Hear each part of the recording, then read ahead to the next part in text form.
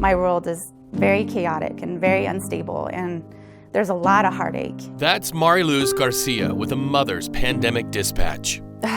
It's been a roller coaster ride from the very, very beginning. Her little boy, whose face we are not showing on camera, is one of 2 children in her home with special needs. Before COVID shutdowns, it was hard enough, but when shutdowns cut her son off from in-person services to treat mental and emotional illness, hope was also cut off. The hopelessness washes in. It's constant. It's like this little voice that I constantly have to fight off and push away. What does the little voice say to you in those moments it feels hopeless? You didn't protect your son from a really difficult situation, or you didn't help him rise above that.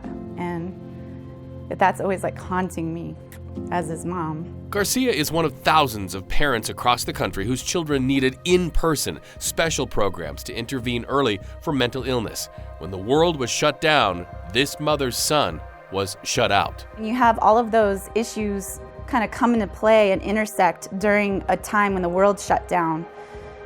It's incredibly challenging. Before the pandemic, Garcia's son benefited from in-person and in-home experts who treated not only her son, but the entire family unit.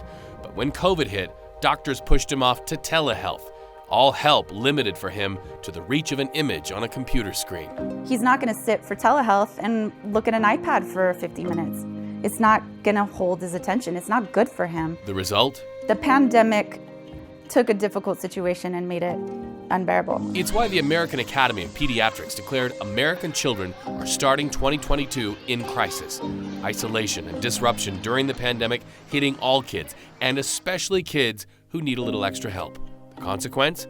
Visits to the ER in the USA by kids in crisis for mental health emergencies skyrocketing, and the CDC warning suicide attempts are up, way up. Until we put a face to the problem and we really raise our voices, it's not going to get better. That's Mom Colleen McKenna. He still struggles.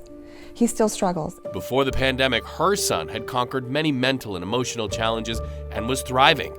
McKenna says when the pandemic forced kids out of classrooms, it was a setback. As a parent, when you see your child struggling and you don't have the resources or the capability to help your child, it's a very hopeless feeling. Hopeless not only because of the distance this COVID era caused for kids who struggle, but also because McKenna says she's seen lawmaker after lawmaker kick cans down the road that lead to nowhere. Where she lives, in Las Vegas, Nevada, she says it's a crisis. There are almost 119,000 youth waiting for services. 40,000 have in need of advanced mental health services. 34,000 are getting them. So, there are, over 100,000 kids in our county that are waiting for services. Just our county? Our county. Waiting. It's just not okay. So what happens while we wait? Families fall apart.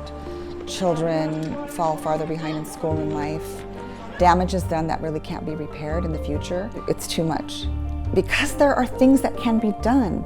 And I don't understand why it's so difficult to divert resources to this problem.